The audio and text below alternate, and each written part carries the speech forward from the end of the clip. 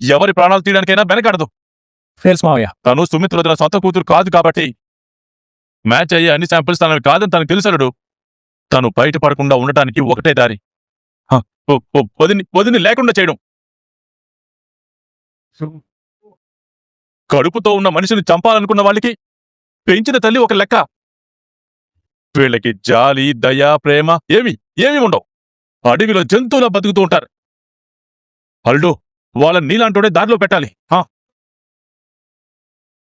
ఎవరు? డాక్టర్ గారు కాల్ చేస్తున్నారు.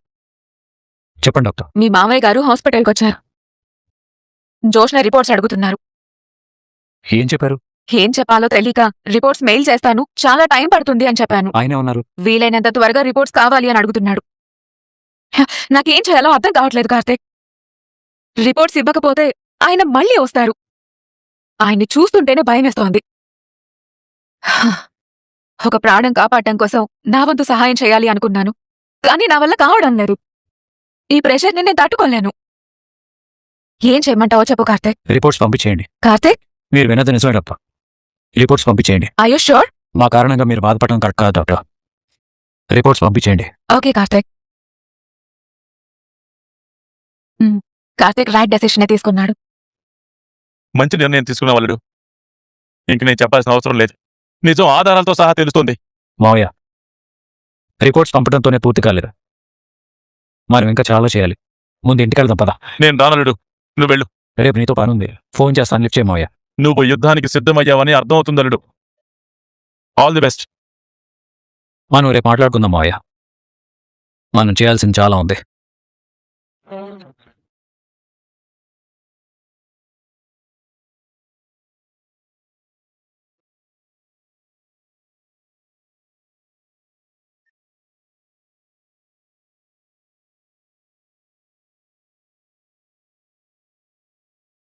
దీపా, ఏంటదయ్యో?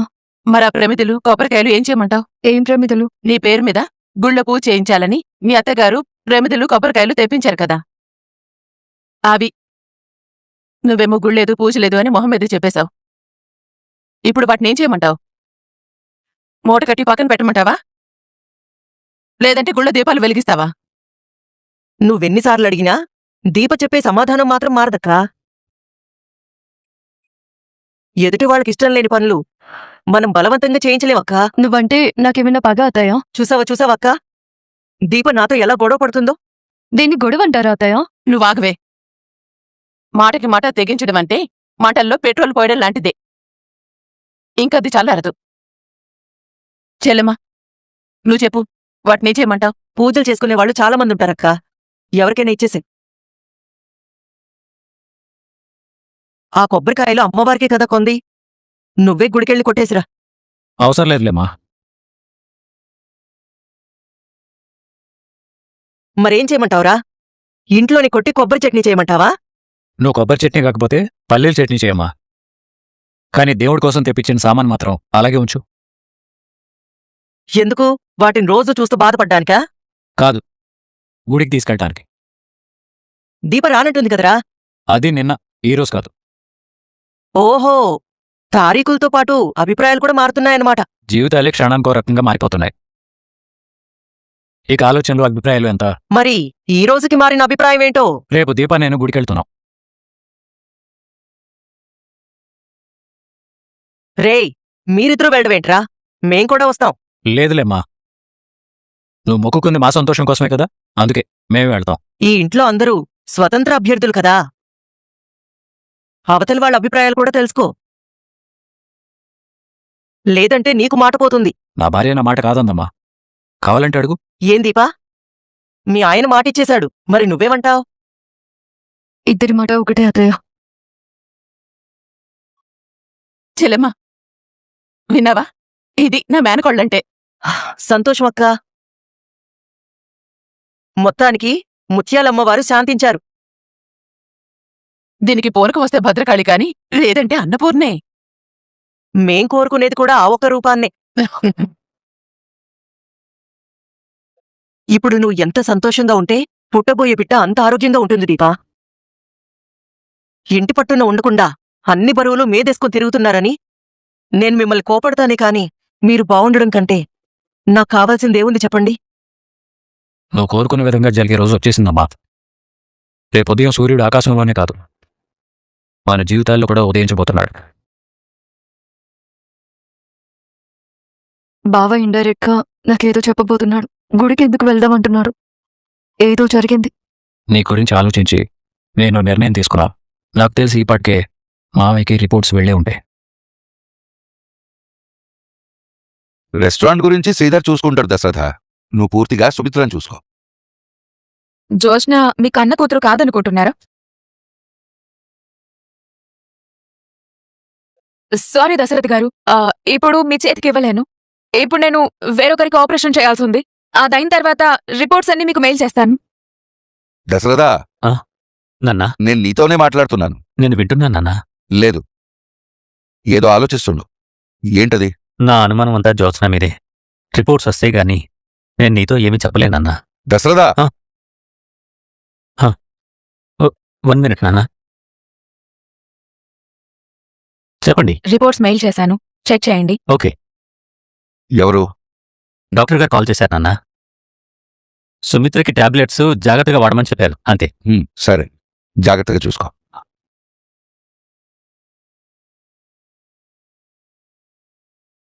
ఎవరు? ఇంపార్టెంట్ కాల్ నాన్నా. మనం మార్నింగ్ మాట్లాడుకుందాం.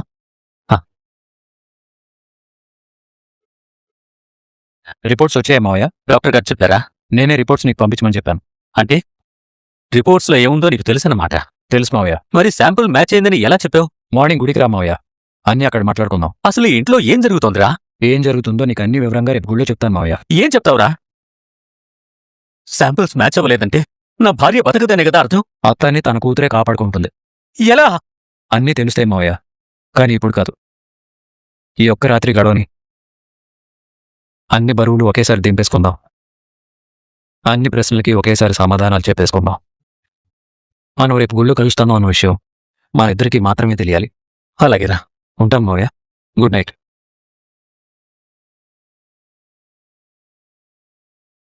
నువ్వు నా దగ్గర ఏం దాచావురా? ఏం చెప్పాలనుకుంటున్నావు? నేను ఎందుకు మాట్లాడానో అన్నీ నీకు రేపు తెలిస్తే మరదలా. త్వరగా పడుకో, ఉదయాన్నే లేవాలి. ఏం జరుగుతుందో తెలియక నేను ఇక్కడ టెన్షన్ పడుతుంటే పడుకోమంటావేంటి బావా? టెన్షన్ దేనికి? బ్లడ్ శాంపిల్ మ్యాచ్ అయితే సమస్య తీరిపోతుందా? ఒకవైపు జోష్న, మరొక వైపు పారిజాతం గారు, మరొక వైపు మా నాన్న. అందరికీ రకరకాల అనుమానాలున్నాయి. బ్లడ్ శాంపిల్ ఇచ్చింది నేనే అని ఎవరికి తెలిసిన ప్రాబ్లమే కదా. అమ్మకి ఆపరేషన్ చేయాలి. లేట్ చేస్తే ఏ క్షణంలో ఏం జరిగినా అమ్మకి సీరియస్ అవుతుంది. ఒకవేళ రేపే అమ్మని హాస్పిటల్లో చేర్పించాల్సి వస్తే నేనెలా జోష్న ప్లేస్లోకి వెళ్ళి అమ్మని కాపాడుకోగలను? అంతమంది మధ్యలో మనం ఏమైనా చేయగలుగుతామా? ఏ ఒక్కరు చూసినా మనం సమాధానం చెప్పుకోలేం బావా. ఒకవేళ మనం దొరికిపోయి దీపే అసలైన కూతురని చెప్పినా మన మాట నమ్ముతారా? నిజం చెప్పడానికి దాస్ బాబాయ్ ఉన్నాడు కదా అని అంటావు. ఎక్కడున్నాడో తెలియని మనిషి మన కోసం వస్తాడా? వస్తాడు. దాస్ బాబాయ్ ఎక్కడున్నాడో తెలుసా? తెలుసు. ఎక్కడున్నాడు? రేపు తను కూడా మనతో పాటు గుడికొస్తాడు. ఏం జరుగుతుంది బావా? ఏం చేస్తున్నావు? దీపా, నువ్వు ఇప్పుడు నన్నేమీ అడగద్దు. రేపు మనం గుడికి వెళ్తున్నాం, అంతవరకు మాత్రమే చెప్పగలను. ఈ రోజు ఉదయం వరకు నీ మొహంలో కనిపించిన భయం ఇప్పుడు కనిపించడం లేదు. ఏదో మంచి జరగబోతుందన్న ఆనందం నీ మొహంలో కనిపిస్తుంది. అవును, మంచి జరగబోతుంది. ఎవరికి? మనకే. ఏంటా మంచి? కొన్ని మాటల్లో చెప్పలేను దీపా. కాసేపటి క్రితం వరకు నేను చాలా టెన్షన్లో ఉన్నాను. తర్వాతే నాకు అర్థమైంది, నాతో పాటు నువ్వు, దాస్ మావయ్య, హాస్పిటల్లో డాక్టర్ గారు, దశరథ్ మావయ్య, ఇంట్లో మా అమ్మ అందరూ టెన్షన్లో ఉన్నారు అని. చాలాసేపు నాలో నేనే స్ట్రగుల్ అయిన తర్వాత ఈ భయం అనేది ఊబిలాంటిదని అర్థమైంది. ఇప్పటికే పీకల్లోతు కూరుకుపోయాం. దీని నుంచి మనం బయటపడకపోతే మనం ఏదైతే ఒక ప్రాబ్లమ్ని సాల్వ్ చేయాలనుకుంటున్నామో దానికే మనం పెద్ద ప్రాబ్లం అవుతాం.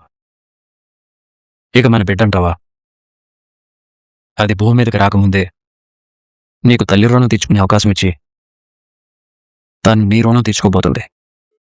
మనం జీవితాంతం ఒక కనిపించని రూపాన్ని కనిపించే అతలో చూసుకోవాలి. ఇప్పటి నుంచి అతను నీకు తల్లే కాదు, బిడ్డ కూడా. తొందరగా పడుకో దీపా, ఉదయాన్నే గుడికి వెళ్ళాలి. దేవుడి సమక్షంలో దింపేసుకోవాల్సిన భారాలు చాలా ఉన్నాయి. బాబాయికి చెప్పట్లేదు కానీ రేపేదో చేయబోతున్నాడు. అదేమీ ఉంటుంది.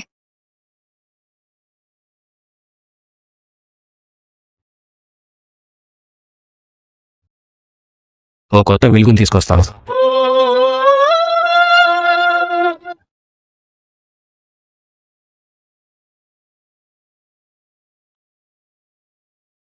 ఈ టైంలో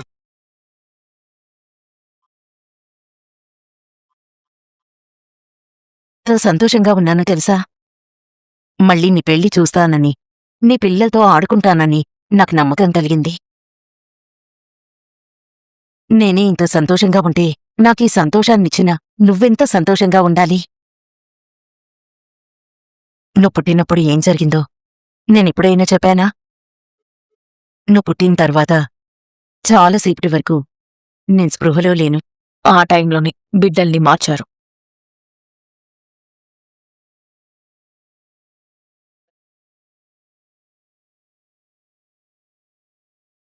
పుట్టింది ఆడపిల్లో మగపిల్లాడో కూడా ముందుగా నాకు తెలీదు. కళ్ళు తెరవగానే ఊయల్లో ఉన్న నిన్ను తీసి నాకు చూపించారు. కడుపులో నువ్వున్నావని అనుకోవడమే తప్ప నువ్వెలా ఉంటావో తెలియదు కదా. కళ్ళ ముందు నిన్ను చూసేసరికి ఇది నా బిడ్డేనా అనిపించింది. నేను నీ బిడ్డని కాదని మొదటి చూపులోనే అనిపించిందన్నమాట. అలా ప్రేమగా దగ్గరికి తీసుకున్నాను. గుర్తుంది సుమిత్ర. మీరెత్తుకున్న 7 పాపలేదు కదా. అవును. అప్పుడే మీ దాస్బాబాయికి కూతురు పుట్టి చనిపోయిందని చెప్పారు. ఆ చచ్చిపోయిందన్న కూతుర్ని నేనే బ్రతికే ఉన్నాను.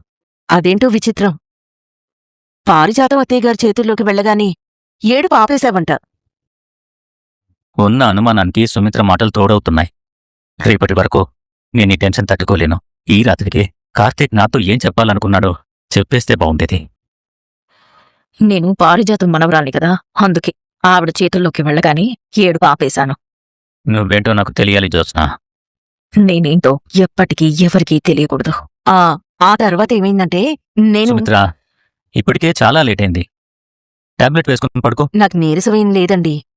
నా కూతుర్ని ఇలా చూస్తూ ఉంటే టాబ్లెట్ అవసరం లేదనిపిస్తోంది. అలా అయితే జ్యోత్స్నాకి ఇవ్వు. డస్ట్బిన్లో వేస్తోంది. నిద్ర పట్టదు సుమిత్ర. ఎందుకండి? రేపు నేను చెయ్యాల్సిన ఒక ముఖ్యమైన పని ఉంది. ఆ పని నేను చేస్తే నాకు కొంత రిలీఫ్ దొరుకుతుంది. అందుకే రాత్రి ఎప్పుడు తెల్లారుతుందా అని ఎదురు చూస్తున్నాను. డాడీ ఏదో అర్థం కాకుండా మాట్లాడుతున్నాడు. తెల్లవార్లు ఎదురుచూస్తూనే ఉంటావా డాడీ? ఉంటానమ్మా. అంత ఆతృతగా ఎదురుచూసేంత ఏముంది డాడీ? రేపటి వెలుగు చీకట్లో ఉన్న కొన్ని సమస్యల్ని వెలుగులోకి తీసుకురాబోతుంది. రేపటి వెలుగు ప్రశ్నలుగానే మిగిలిపోయిన ఎన్నో అనుమానాలకి సమాధానం ఇవ్వబోతోంది. డాడీకి ఏదో తెలిసింది. నేను హాస్పిటల్ నుంచి వచ్చానని తెలిసిన దగ్గర నుంచి మాటలన్నీ తేడాగానే ఉన్నాయి. డాక్టర్ హారిక నా గురించి ఏవైనా తేడాగా చెప్పిందా? ఈ రాత్రి తెల్లారితే ఏం జరగబోతుంది? నీ గురించి కొన్ని రహస్యాలు బయటపడబోతున్నాయి. నువ్వేంటో నాకు తెలియబోతోంది. ఈ రాత్రి తొందరగా కరిగిపోవాలి.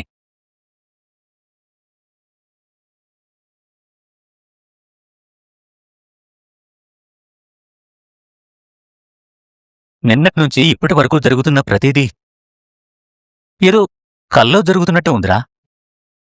ఇది ఈ రోజు మొదలైంది కాదు. దాసుని జ్యోత్స్న కొట్టడం చూసిన రోజు మొదలైంది.